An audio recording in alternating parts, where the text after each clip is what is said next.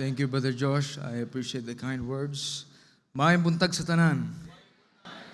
First, I would like to praise and thank God for the opportunity that He has given to me to minister, to stand behind the sacred desk and preach the Word. I'd like to thank Pastor Ray for trusting me to be one of the speakers. The lineup of the speakers are, I'm privileged to be with, sharing God's Word, preaching alongside the men of the great God. And this morning, we are not competing with each other, but we are cooperating with each other. Because our heart's desire is that God's specific message through us will be preached today. I praise God for the messages yesterday, and I pray that He will continually speak to us throughout this last day. Nabusog ba kayo doon po sa ating pamahaw? Ngayon, bubusugin natin kayo spiritually. At huwag kayong matutulog pag yung katabi nyo ay nakikita nyo na kinukuha na ang kaluluwa. Lakasan mo ang amen at gisingin mo. O, inaantok na yung mga katabi nyo. Sabihin mo sa katabi mo, salamat sa Panginoon, hindi kita kamukha. Para magising kasi inaantok na yung iba eh. Ako po'y nagpapasalamat sa mga staff, sa driver, sa mga members po ng Pigkarangan Bible Baptist Church. At salamat po sa napakagandang accommodation, Pastor Ray. At ako po ay nakapagpahinga na maayos. Thank you po sa ating mga drivers, sa pagkain. You know, it takes effort, it takes time. Alam ko yung iba sa inyo ay puyat pa, but your labor is not in vain in the Lord. And so stand together, please, as we open our Bibles in the book of Isaiah, chapter number 40, verse number 31. Isaiah, chapter 40, verse number 31. Pasensya na po kayo at English-Tagalog po ako eh. Kapagkat ako po ay Manila boy. Pero sisikapin ko po na magsalita ng konting Bisaya. Makasapat man mi. Kabalo man ako magbisaya pero gamay lang jud. But I will try to speak a little Bisaya ngayon pong umaga. Isaiah chapter 40, verse number 31. Diyan na po kayo? Let's read this passage all together. Ready, begin. But they that wait upon the Lord shall renew their strength. They shall mount up with wings as eagles. They shall run and not be weary, and they shall walk and not faint. Let's go to the Lord in prayer. Heavenly Father, we thank you for this morning. Thank you, Lord, for waking us up. Salamat po sa masarap na tulog. Salamat po sa pahingang pisikal. But I pray, Lord, that as you speak to us, po na mas maging malakas ang spiritual kaysa po sa pisikal. Help us to overcome sleepiness. I pray, Lord, that you will wake us up. I pray, Lord, that the Spirit of God will penetrate each and every single heart.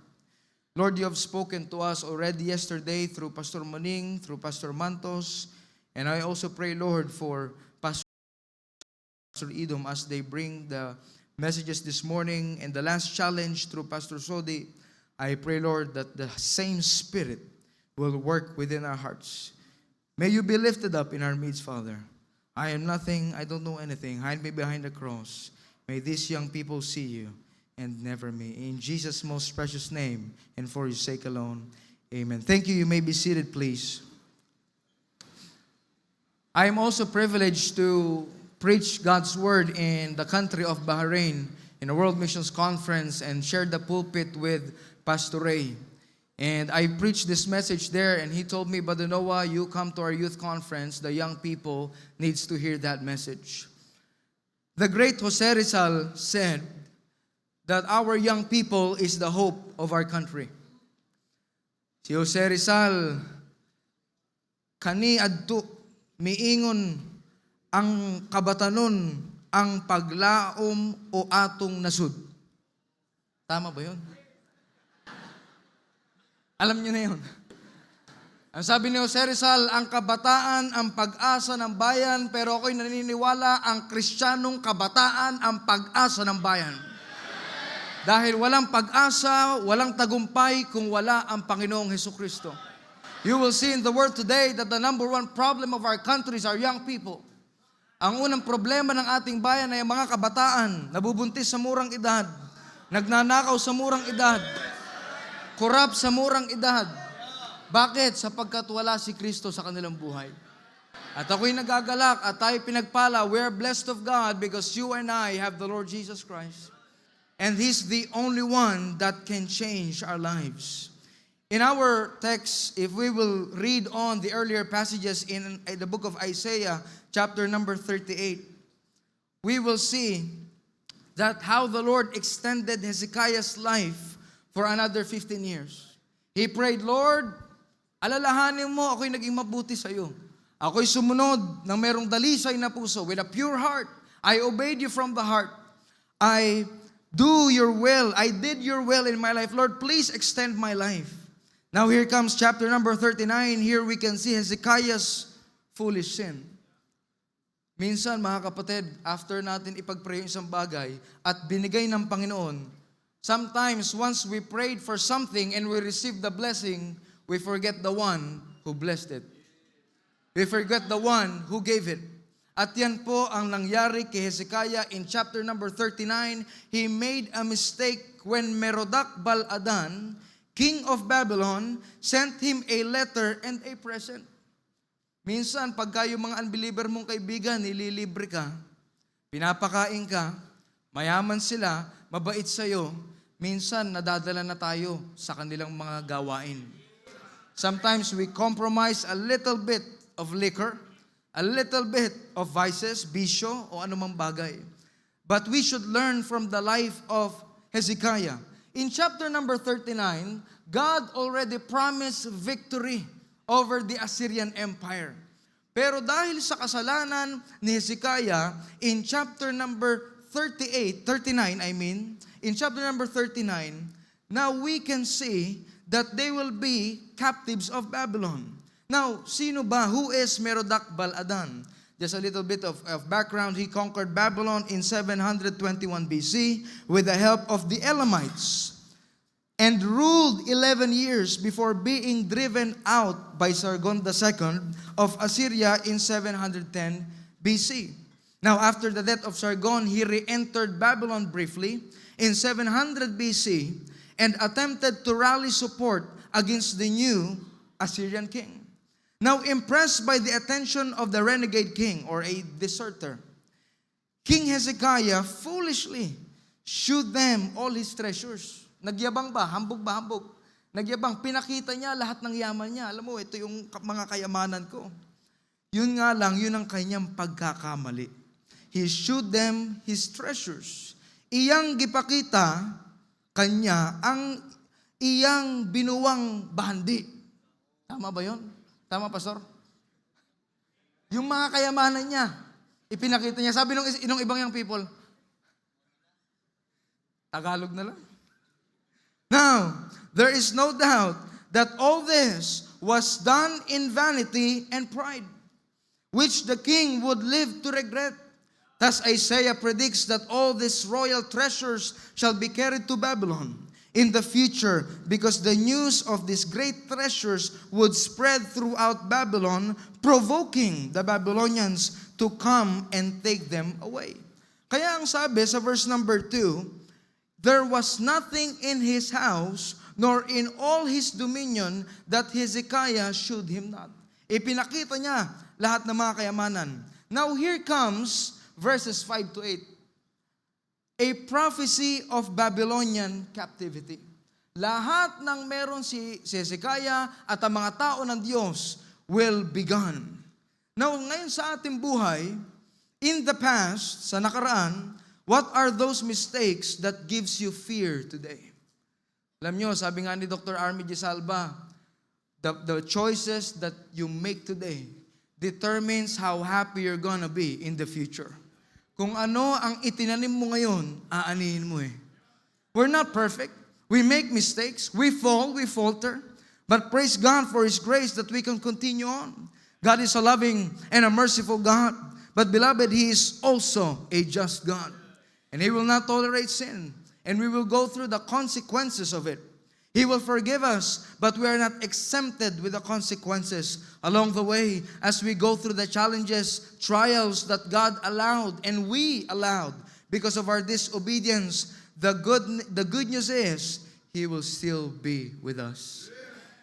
Aren't you glad for the grace of God? Grace is receiving something that you and I don't deserve. I don't deserve everything that I have now.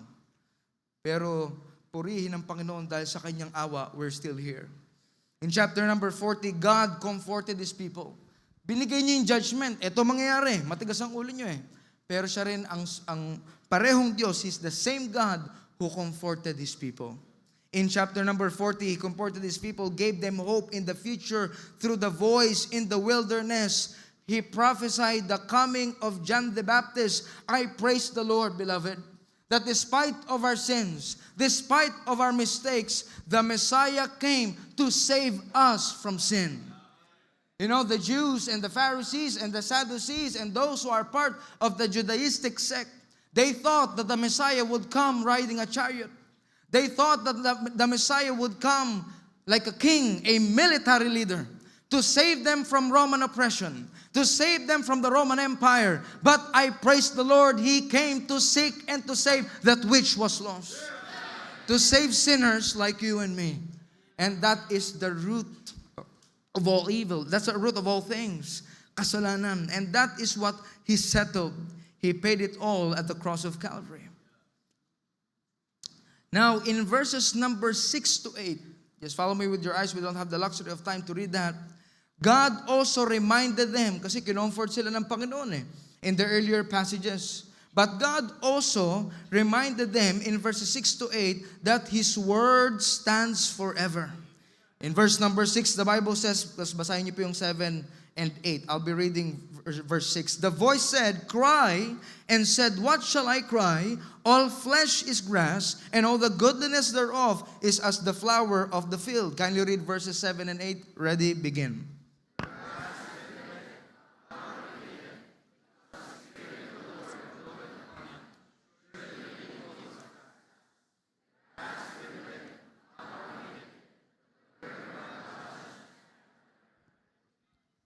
The Word of God standeth forever. How many of you open your Bible this morning? Prayed to God, knelt down. Before you open Facebook, you should face the book. You know, beloved, early in the morning, the first hour, the first minutes of our life should belong to the one who woke us up. Ginising ka ng Panginoon di ba? And you should be spending time with Him. God reminded us that His Word stands forever.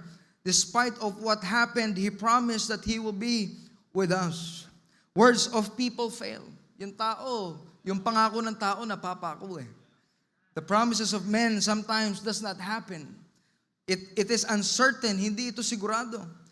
The promises of your parents are not sure. Your friends, but God's word standeth forever. That is why He demands love and agape love. Loving Him more than anyone else. Putting Him first. Making Him number one. That is why in verses 9 to 11, He also reminded His people of His strong hand. Sapagkat lahat ng nangyayari sa buhay natin, mabuti man o masama, it is always within God's sovereignty. Ibig sabihin, lahat ng nangyayari sa ilalim ng silong ng langit, pinapahintulutan ng Panginoon. Para sa ikabubuti mo at para sa ikabubuti ko. It speaks of His strong hand. That is why in verses 12 to 17, it speaks of the majesty and the power of God. Now, in verses 12 to 17, let's go there. We'll be reading this responsibly. I'll be reading verse number 12. Who hath measured the waters in the hollow of His hand, and meted out heaven with a span, and comprehended the dust of the earth in a measure, and weighed the mountain is in scales, and hills in a balance? Kindly read 13, ready, go.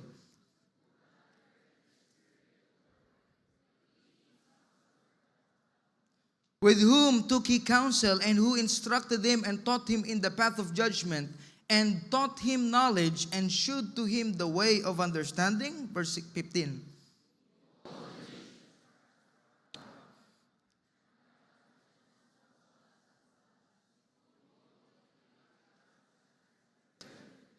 And Lebanon is not sufficient to burn, nor the beast thereof sufficient for a burnt offering. 17, go.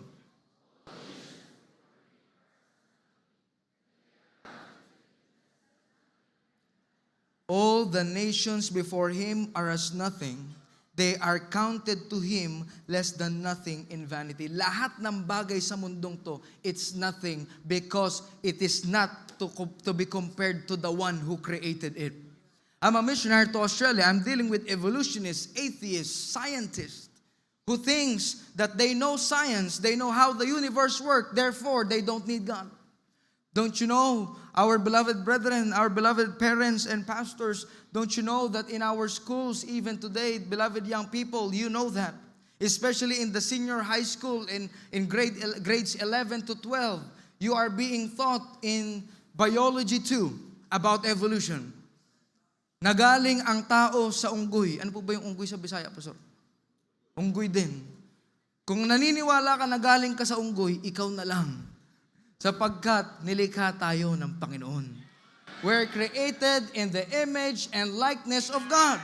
Tinatanong ng mga atheists, saan ang galing ang Diyos? Sino yung lumikha sa Diyos? Kailan sumibol ang Diyos? The God of the Bible is not bound with time. He is not within time. He is outside time because He created time.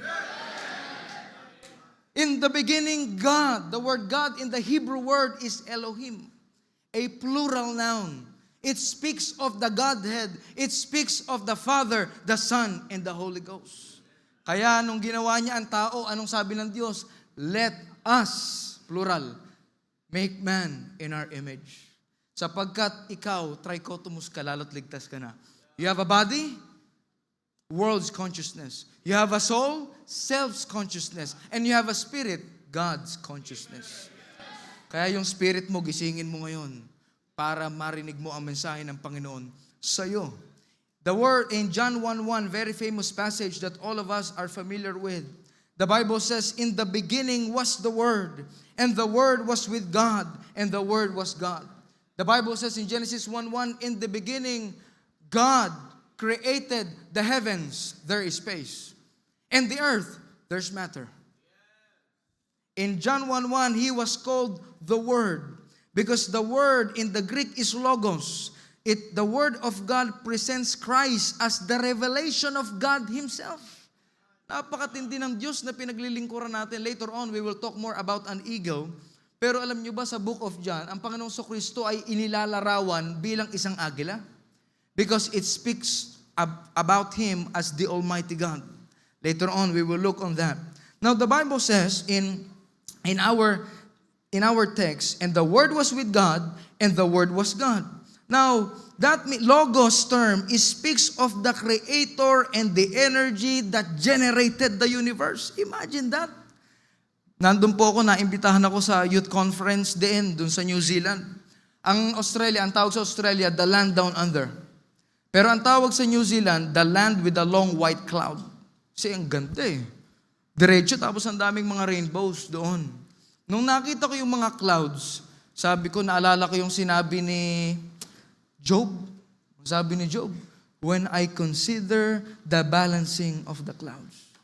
Imagine, yung earth, sa science, di ba? Yung earth, nagre-revolve yan around what? Around the sun. Yung moon, recession, lumalayo yan, unti-unti. Yung mga hayop, lahat yan merong ambag sa ating environment. It balances everything. Especially when we speak of biology. Ikaw pa kaya? Ba't ka natatakot magsuko ng buhay? Yung mga hayop nga, pinapakain ng Panginoon. He sustains the lilies and He feeds the sparrows. How much more are ye? Lalo na ikaw, anak ka ng Diyos, natatakot ka magsuko ng buhay. Di na ako makakakain, maghihirap ako. Maghihirap ka kung tamad ka. Sa ministry, sa una lang pala mahirap. Pahirap ng pahirap. Pero alam niyo mga kapatid, maghihirap ka lang, maghirap ka na sa Panginoon. Kasi mahirap na sa mundo eh. Wala naman pong madali dito eh. Pero ang maganda, naghihirap tayo sa gawain ng Panginoon sapagkat mayroon tong eternal value. Pag kilala mo yung pinaglilingkuran mo, hindi ka matatakot magsuko ng buhay. Hindi ka magiging kawawa. The Lord will sustain your needs and He will bless you. But He first needs your heart. Kasing-kasing. Yun ang nais ng Panginoon. The world can offer you some of the finest things. Money, fame, fortune. Mga Australians ganyan, mayayaman eh. Lahat nasa kanila na. Pero pag tinanong mo at the end of the day, they're empty. Bakit? Ang ginoora ang makatagbaw sa imong kalag. Only Jesus can satisfy your soul because He's the one who created you. And He should be the one to be using you. Hindi natin ginagamit ang Diyos. Ang Diyos dapat ang gumagamit sa atin. Let His will prevail. In verses 18 to 24, it speaks of that idols are no comparison to God. Salitan po tayo, Isaiah, balik po tayo dun sa main text natin. Sa Isaiah chapter number 40. Ayan. To whom then will you liken God? Sino ang kapantay ng Diyos sa buhay mo? Or what likeness will you compare unto Him? Pakibasa po yung 18. Ready, go. Isa pa. The workman melted. Malakas! Ready, go!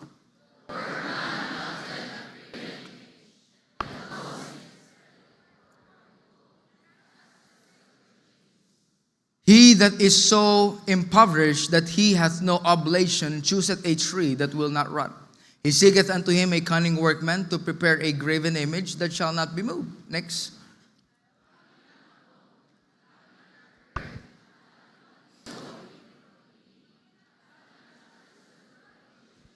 Antindi, no? It is He that sitteth upon the circle of the earth. Bago pa sabihin ng mga scientists na bilog ang mundo, sinabi na yan ng salita ng Diyos. Science in the book of Daniel is, in the Hebrew word, it means intelligence and intellect. The seat of intellect, it means knowledge. Bago pa yan ma-discover ng secular science, sinabi na yan ng salita ng Diyos. And the inhabitants thereof are as grasshoppers that stretcheth out the heavens as a curtain. Pambira, pag kilala mo kung sinong pinaglilingkuran mo, di ka matatakot magsuko ng buhay. You will not be afraid to give your life if you only knew who God is. And spreadeth them out as a tent to dwell in. Verse 23, go.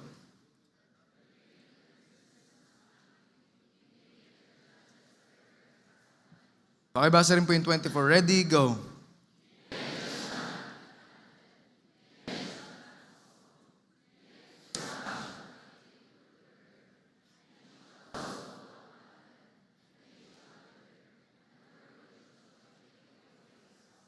Mga minamahal, idols are not just those graven image na hindi gumagalaw at niluluhuran natin. Idols are anything that you put first before God. Minsan yung cellphone mo, idol yan. Tingnan mo, hindi ka makagalaw. Hindi mo napapansin, nakaka 1 hour ka na, nakaka 2 hours ka na. May bagong trend ang mga young people, Pastor Mantos. Anong kinakanta nila? Oh, Maui, Maui. Nakakahiya ka kung kalalaki mong tao, kinakanta mo yan at ginagaya mo si Darren Espanto.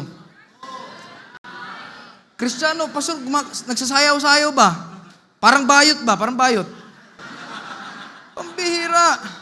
You're a man of God. You're a woman of God. We are not of this world. We are in the world, but we are not of the world. Iba tayo eh. Kaya ang tawag sa atin ng Bible, peculiar people. Di ba? Nagtitiktok-tiktok ka pa. Pastor, mga pastor, hindi po nila pinopost sa Facebook, nasa Instagram. Nasa TikTok, pastor.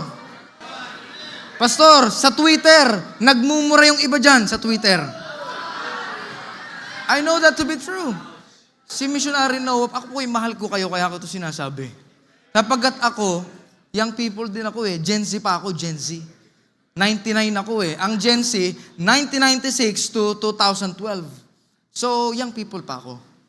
At yan ang nangyayari sa mga kabataan. Ano ba ang idol mo? Eh hanggang ngayon, may unbeliever ka na boyfriend. May unbeliever ka na girlfriend. Manliligaw ka, choknat lang, di ka makabili. Yung pera na pinanggagastos mo dun sa iyong girlfriend, galing pa sa nanay mo. Tingnan nyo mga young people, ang lalaki ginawa ng Diyos, malapad ang balikat. Bakit? Para magtrabaho. Ang babae ginawa ng Diyos, malaki ang balakang para manganak.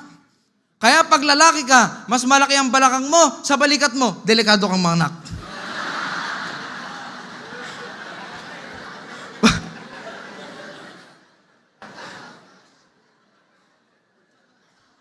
I hope nga ang rason nga ni anhi ka dili para mangita ug uyab.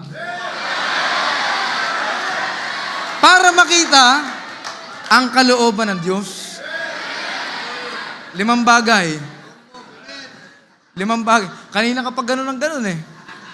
Saan ba nakaupo si sister ganito? 5 bagay. Pagkalooban ng Diyos, number 1, you don't violate scriptures. Number 2, you have a peace in your heart. Pag nababagabag ka, di ka sigurado, hindi kalooban ng Diyos yan. Pangatlo, alam ng pastor mo. Bakit? Ang mga bagay na tinatago, kasalanan. Pang-apat, alam ng magulang mo, in the Lord, your parents in the Lord. I'm not talking about unbelieving parents, I'm talking about believers. And then number 5, if it is the will of God, everything fall into its place. You focus on Christ because you are already complete in Christ. Kayong dalawa, you are both complete in Christ. Nung kayo pinagtagpo, itinadhana, pinag-isa, you are now one in Christ. Huwag mong hanapin yung love na nagkulang, wala kasi akong tatay, wala akong nanay, hindi mo yun makikita sa tao. Kapag ang tao, nagkakamali eh. Ma-offend ka sa akin, ma-offend ka sa kanya. Pero ang Panginoon, never nagkamali. He knows His plan, He knows what He wants you to whom He wants you to be, the woman and the man that God wants you to be. Iwanan mo na, i-break mo na yan. Kagabi, puyat ka kasi kachat mo. Hindi ka naman mahal.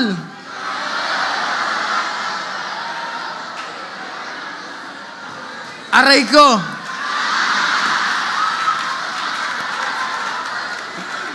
Pambira. Hindi ka nanalangin. Ang prayer mo, 2 minutes, tas yung video call nyo, 2 oras. Totoo eh, di ba? Reality. Bakit nagtatawanan kayo sapagkat alam nyo yan? Nangyayari. Alam nyo mga minamahal, yung screen time natin sa cellphone, it causes anxiety, depression, and pain. Sino nakakakilala sa anak ni Kim Atienza, nagpakamatay, 19 years old? Hanged herself in Santa Monica, California. Living by herself. Kristiyano ang tatay niya, believer si Kim Atienza. Pero ano nangyari sa kanya? Sikat na media personality sa TikTok. Ang sabi sa kanya ng mga tao, magpakamatay ka na, kill yourself because of the Guess the Bill Challenge. Kita niyo yun? 130,000 pesos yung bill nila. Tapos natagpuan siya, nagpakamatay siya. Mental health advocate yun. Pero siya mismo, nagpakamatay. Bakit? You be careful of what you feed your head and your heart. Naa-absorb mo yan eh. Kaya maraming young people ang depressed, maraming screen time, hindi productive. Imbis na mag-aral, imbis na magbasa ng libro, ang nangyayari, puro cellphone. Kaya yung cellphone natin, sabi nga ni Pastor Kent Gisalva, smartphones don't make our children smart. But if we use it right, it can help you. You know, technology is a powerful thing. 2 things can happen to you. Either it will build you up or it will destroy you. So be careful, little eyes, what you see. For the Father up above is looking down with love. Oh, be careful, little eyes, what you see. Yung mga music, ingatan na po natin. Huwag mo nang kantahin yung mga Koreano na mga kanta. Hindi mo naman naiintindahan yan. Di ba? You don't even understand what you're listening to. Sometimes the rhythm is good. Ano ba yung kanta ni Kanye West? Yung every day, na na na, praise the Lord. Ginagaya ng mga young people.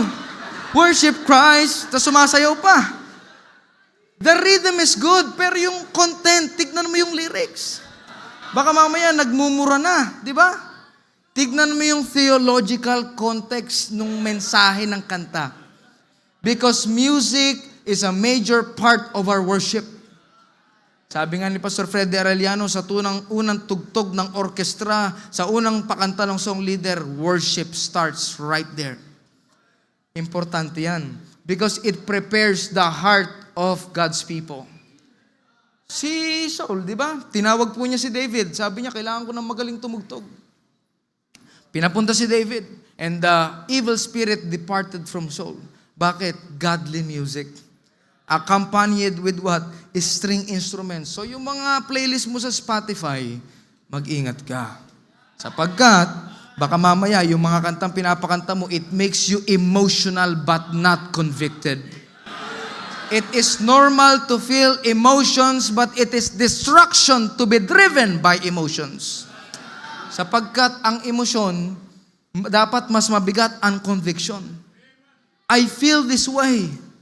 Pinanganak akong lalaki sa katawan ng babae. Pinanganak akong babae sa katawan ng lalaki. Feelings eh.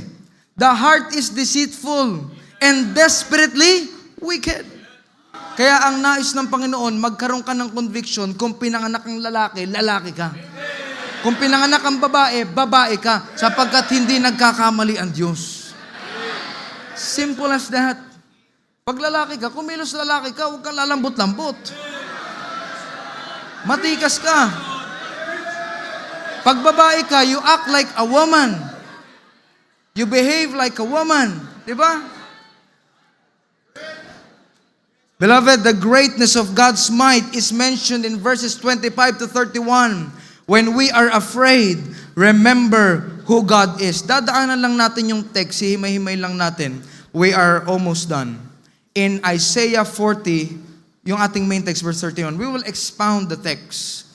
When we are afraid, kung tayo natatakot, number one, learn to wait. Sabi ng Bible, they that wait upon the Lord. We live in the world where people don't want to wait. Lord, I want patience. Give it now. Instant coffee, instant noodles.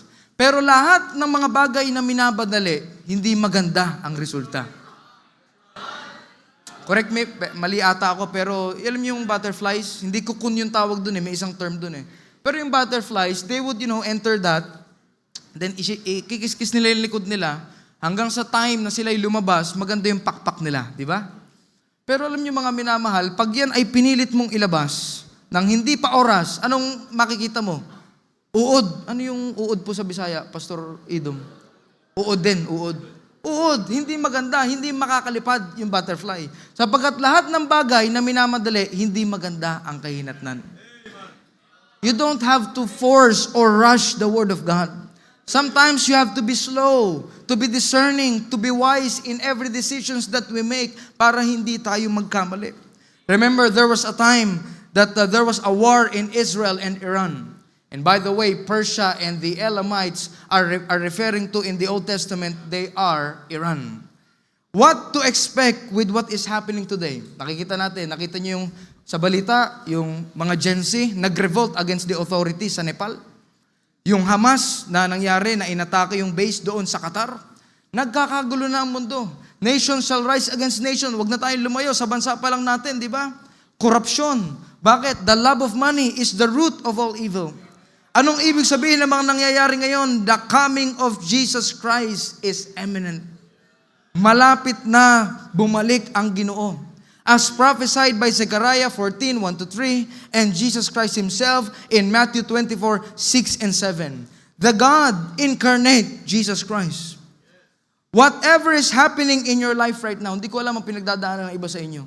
Iniwan ng magulang, lumaki sa ampunan, different backgrounds. You have depression, anxiety, challenges in life, whatever it might be.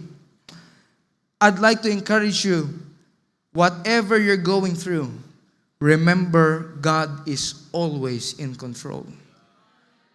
Hindi lang siya is still on the throne. He will always be on the throne. Si Hezekiah nagkamali. Si David nagkamali. Si Solomon nagkamali. But praise God that one day there will be a king who will reign forevermore. There will be a king from the lineage of David, that once and for all, he will be the king of this world, and he will be the revelation of God himself, the revelation of the invisible God, the Lord Jesus Christ, the man in glory. Kung kilala ng bawat kabataan yan, lahat tayo matatakot sa kanya, may nakakakita o wala. I'd like to encourage you, yes, we make mistakes. Yes, we fall, we falter. But I praise the Lord that we have a God that can restore us and use us once again. Look up and look beyond this temporary world that will soon perish. Expect from God alone. He is always the source of health. Sa Australia, meron silang mahilig sabihin, no worries. No worries, mate. How you going, mate? Alam niyo, sino po nakapanood na nung Lion King? Marami. Anong sabi nung kanta nila doon? Yung Hakuna Matata na kanta. It means, no worries. Ang sabi ng Bible, be careful for nothing. Huwag kang mabalisa sa anong bagay. Don't worry, don't be anxious for anything, but in everything, what? By prayer and supplication unto God. With thanksgiving. If ye ask for when the Lord calls you, He will enable you, young people. Just wait. Hindi naman ibig sabihin na nag-surrender ka ngayon, bukas ikukomisyon ka na ni Pastor Iso Braba sa midweek service. O sa Sunday, ikukomisyon ka na ng pastor mo. Merong proseso eh. Because waiting period is preparation period. Hinuhulma ka ng Diyos. At pag nais mong gamitin ka ng Panginoon, there's a lot of pressure. Now, sa Australia po ako, mag-isa lang ako, and a lot of pressure are in my head. Biruin mo ba naman, tatanungin ka ng tao, saan galing ang Diyos? Patunayan mo nga yan through secular historians, hindi Bible, kasi di sila niniwala sa Bible eh. Patunayan mo na si Kristo ay talagang nabuhay through secular history. Maraming challenges. Pero sabi nga ni Job, I shall come forth as gold. Magpatuloy ka lang. Because number 2, before we go to the last one, He will renew our strength. The word renew in the Hebrew word is kalaf, means to change and to pass on and to move forward. But you can only be changed if you will go out of your comfort zone. If you will go out of where you're comforted, okay na ako dito sa Lanao, okay na ako dun sa Davao, okay na ako dito, masaya na ako dito, but what if, like an eagle, God wants you to soar high? The Christian life should not just be going forward, but going upward. Hindi lang dumediretso, umaangat pa, tumataas. But it will only happen to those who are taking risk with Jesus Christ. Charles Spurgeon said, taking risk with Jesus ends all risk. Kasi pag siyang kasama mo, sa journey na yan, hindi ka matatalo. Sigurado ang panalo mo. The Lord is reminding Zion in the earlier passages to turn away from idolatry and their wicked ways. Ang sabi ng Bible, renew their strength. It means to be firm, to have vigor, to have mental strength. Allow God to change you. And now we will talk about eagles as we close the message. In Australia, we have an eagle called wedgie or wedge-tailed eagles. Andiyan po yan sa ating pong PowerPoint. Wedge-tailed eagles, the largest bird of prey in the continent of Australia. Now let me talk about some facts about eagles. They molt once a year, starting late spring or early summer. They molt their feathers symmetrically. Ibig sabihin, pag nabawasan ng feather yung isang pakpak, pati yung kabilang pakpak dapat mabawasan din. Bakit? To maintain their balance. Sa Christian life, pag walang balance, babagsak ka. Sasablay ka. Balance your school. I have nothing against professionals. If the Lord calls you to be a doctor, to be a surgeon, to be a businessman like Pastor Ray, to be a professor in a college, go for it. But don't you forget the one who gives you wisdom. Don't you forget the one who enables you. God puts you in Ateneo, in UST, in LaSalle. Be a light in your university. Mag-witness ka dyan para marami pang mga professionals sa maging part ng church at suportahan ng gawain ng Panginoon. magamit yung kanilang mga talino. Ang dati pong pastor ng Bethany, si Pastor Chito Rionilla. Si Pastor Chito Rionilla po ay lasalista at intelektual. Ang nag-witness sa kanya si Pastor Hugi. Inumaga na sila, hindi pa tapos na witnessan ni Pastor Hugi. Bakit? Matalino si Pastor Rionilla. Maraming tanong. Pero ano nangyari? Na-save siya kinaumagahan, naging pastor pa ng Bethany. See that? Ang galing mag-preach ngayon sapagkat ginamit ng Panginoon yung talino niya sapagkat ang Panginoon naman ang nagbigay nun sa kanya. And that's my challenge to the professionals. Lahat tayo, we are called of God. But of course, there are special callings like specifically to be in the ministry. Now, eagles, they go through molting, changing old feathers to new ones to enable them to fly high. God changes us, removes something from us. It may be a person, a former job, or anything that hinders us to grow and be strong so we can be changed, better, stronger, and closer to Him. Mga minamahal, ang foundation ng anumang ministry, prayer at saka meditation sa Word of God. Sabi nga ni John Hyde, he who kneels the most stands the best. Kung preacher ka, dapat nagmamakaawa ka sa Diyos, nagamitin ka sa pulpito para maging pagpapala ka. Parang kapangyarihan ng Panginoon ay kumilos sa atin sapagkat pag wala ang banal na spirito, kahit anong sigaw natin dito, walang kapangyarihan ng mensahe. Hindi nadadala yan sa sigaw. Ang banal na spirito ang nagbibigay ng kapangyarihan.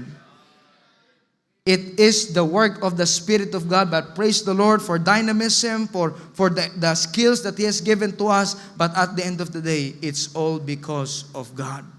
He removes something from us so that we can be 1% better. An eagle's body is covered around 7,000 feathers. Each feather plays a crucial role for insulation, aloneness, isolation, privacy. Minsan, pag gusto ng Panginoon na lumago ka, ihihiwalay ka niya. Si Joseph, hiniwalay niya. Si David, hiniwalay niya sa shepherd boy, nag-aalaga ng mga tupa. Anong ginagawa ni David doon? Nagpe-pray, kumakanta, nag-aalaga ng tupa. Mag-isa. Ang Panginoon, early in the morning, anong gagawin niya? He will go to a solitary place. He will go there, He will pray, He will talk to the Father. If God wants to use you, sometimes He will isolate you. At ang agila, pag lumilipad, wala siyang kasabay, mag-isa lang. Sapagkat yung taas ng lipad niya, hindi kayang abutin ng ibang ibon. But He soars high by Himself because of the 7,000 feathers that He has. Also for waterproofing and aerodynamics, the qualities of an object that affect how easily it is able to move through the air. As we close the message, the Bible says, shall mount up with wings as eagles. As we close the message, I'd like to share the story of the mallard ducks and the Peking ducks. Sabi mo sa katabi mo, Brad, gising ka na. Patapos na. Last point na. Yan, gisingin mo. Para bumalik ang kaluluwa. Ayan. Gising na. Okay. The story of a mallard ducks. Dalawa pong uri ng ducks. May Peking ducks at saka mallard ducks.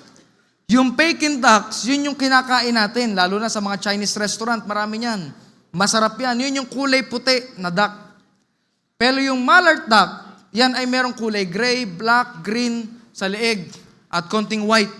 Yung mga mallard ducks po, marunong pong lumipad. At pag lumipad, ang mga mallard ducks, makikita nila ang magagandang tanawin ng mga kabundukan. They will saw the river, they will get fish, and they will eat. At yun namang mga Peking ducks, araw-araw, ganito ang buhay nila. Wake up, swim, eat, run, sleep. Ganun ang Peking ducks. Pinapataba sapagkat kakainin sila kakarnihin. Pero yung mga mallard ducks, kailangan pa nila maghirap, kailangan pa nilang lumipad at maghanap ng mga pagkain. Isang araw, yung isang mallard duck, sabi niya, ayoko na sa buhay na to, nakakapagod. Doon na lang ako sa mga Peking ducks, sarap ng buhay doon, kain, tulog lang. Doon na lang ako. Dito, mapapagod ka pa, lilipad ka pa, pupunta ka pa sa kabilang river, sa kabilang bundok. So one day, bumaba siya doon, to make the long story short, at ginawa niya ang buhay ng mga Peking ducks. Okay, kain, tulog, pasarap, eat, drink, and be merry. Parang sinabi ng Bible. Ganun lang. Isang araw, after 30 days, ayan na naman ang mga mallard ducks, lumilipad.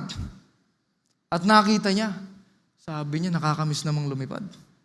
I'm missing the beautiful views of the mountains. Yung magandang bundok at namimiss ko ng kumain ng fresh na isda. Sapagkat dito, puro poultry ang pagkain ko.